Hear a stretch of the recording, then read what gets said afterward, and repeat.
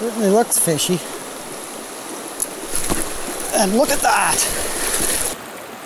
There's a fish! No, no, no!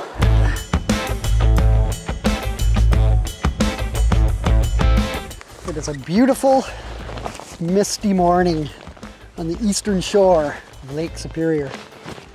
It's also prime steelhead time right now, and that's what we're gonna do, catch a whole bunch of steelhead. I'm not normally the type to fish right at the bridge, but we'll give it a whirl. We have the secret bait. You'd be surprised at how well I actually do with this stuff.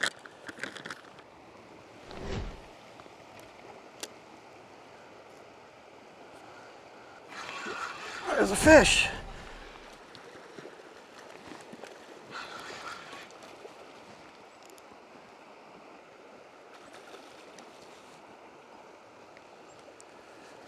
Not too bad for right at the bridge. Just gotta land them now.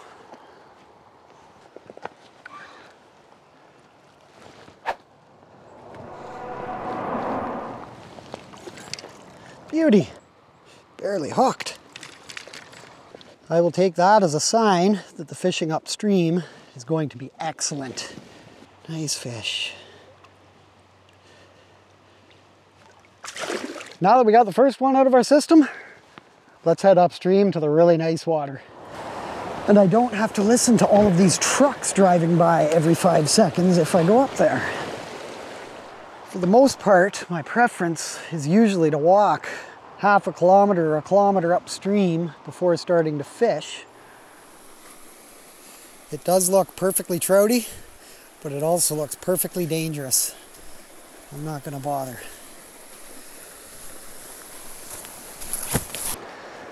This spot looks fishy enough to me right here. Nice big log jam in the corner there.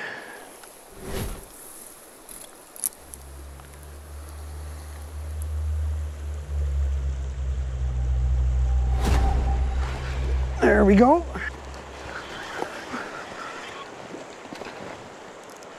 Loosen your drag. Okay. Not a huge fish, but it's a fish. Cold water makes for some energetic fish, that's for sure.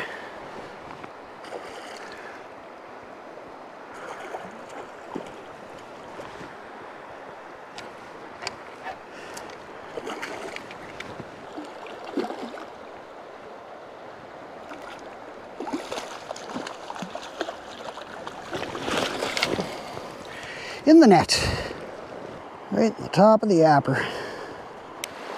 Nice rainbow.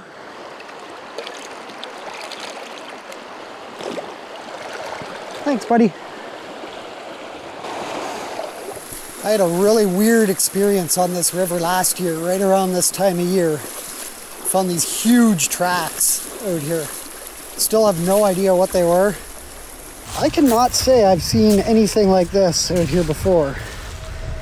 But those are some big feet. That's crazy. But as it turns out, I'm not the only one who has seen these tracks out here, because I got a couple messages and a couple of pictures from people on this same river at different times of the year with these big tracks that they can't explain either. I have no idea. It was actually right at this spot in the sand here that these big tracks were here. But let's see if we can pull a fish out of this spot right here. Always adjusting my depth in here, always. Every spot's going to be a little bit different.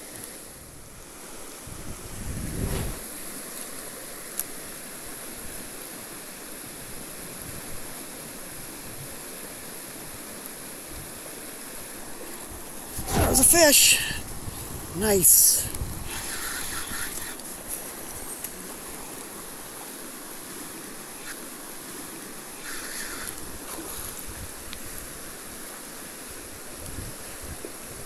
Looks like a big gnarly old male.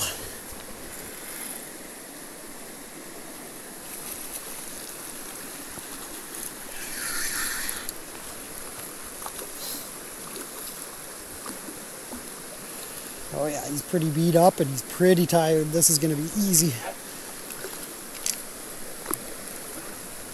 I hope.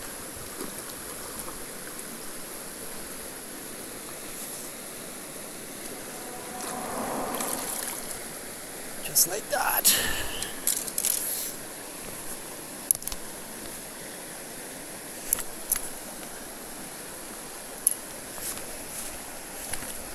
That is one gnarly looking fish.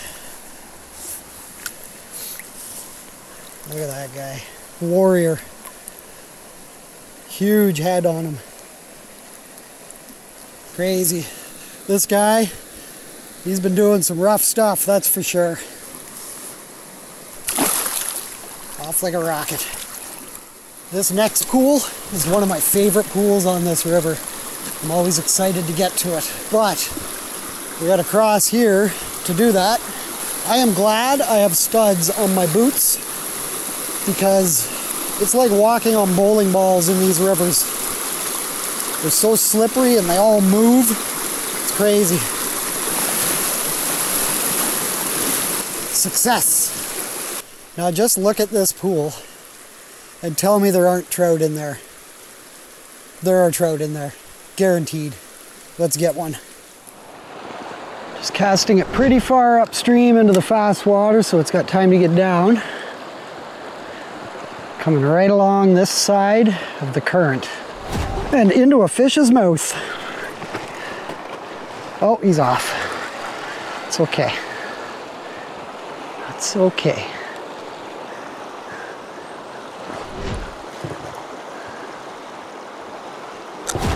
There we go. This one's just going like a rocket. Don't go down there, buddy. No. No, no, no. Come on, buddy. Back up here.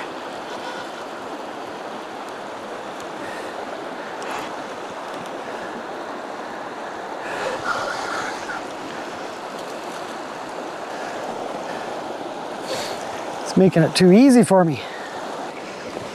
Another nice superior steelhead. Nice. All that I'm running today is a 15-gram Raven float with, I don't know what the weight of the split shot would be on here, but the reason I'm using such a large float in such a small river here is the river's pretty quick, and I need to get that down really fast to fish these spots. If I was using a smaller float, the amount of weight I need would just sink that thing really quickly. So don't be afraid to upsize your float and put on a lot of weight because you need that thing getting down really, really fast.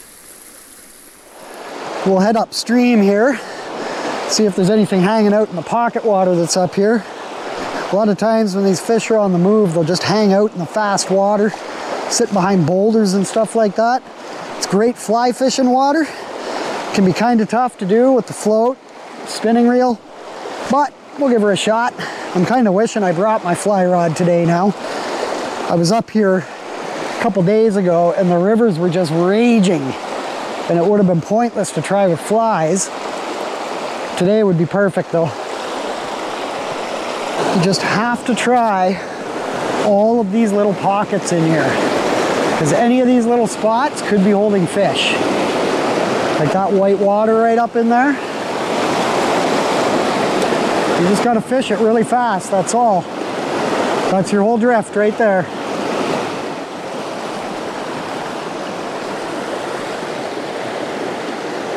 Try right up here.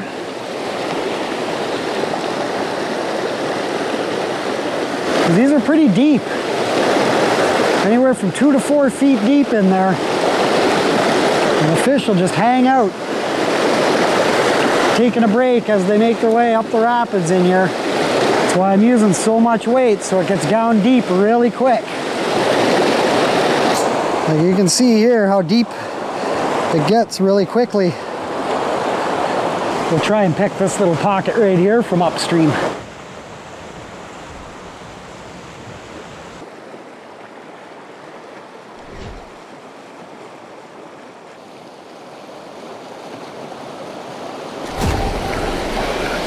There we go.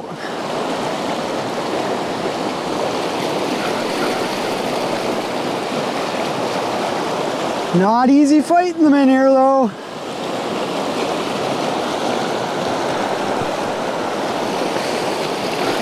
Not easy at all. It's a decent fish too.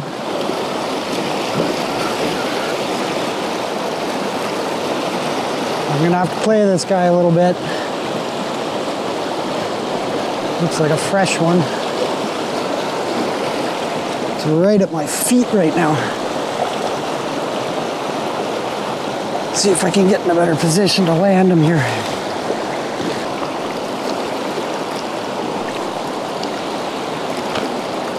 Question is, can I net him? Not easy when you're alone. In the net. There we go. Right in the snout with this one. Just let her catch her breath a little bit. Shooting this really fast water like this pocket water, can be excellent. Just have a lot of weight on. You want to get down really quick. You're going to have really short drifts, but there's going to be fish sitting in those deep pockets behind the rocks and stuff like that. Sneak our way through the bush a little bit here. Little pile of wolf shit there. Some moose shit right there. You never know what you're gonna come across out here. It's pretty wild country, that's for sure. Bears, moose, wolves, coyotes, lynx, bobcat, just to name a few of the things out here. It's actually the wolves and the moose that worry me the most. Most of the other animals, they're just gonna spook as soon as they see a person. Wolves will watch you though. And moose, especially this time of year, the cows have the calves. You don't want to get caught between them. Same thing goes for bears too. Another pile of moose shit. Just such a neat place out here. Another pile of moose shit. It's areas like this that they'll take cover in the winter to get out of the snow. Lots of evergreens. Just kind of keeps them safe in the snowstorms. The amount of snow that we get up here. This past winter, it was like 6 feet, 8 feet, something like that. It was crazy. One of the deepest snows I've seen since we lived here, that's for sure. We're back at this little glory hole right here. Sun's starting to come out, so I think things are gonna slow down a bit, but we're gonna give it a try and see what we can get out of here one more time.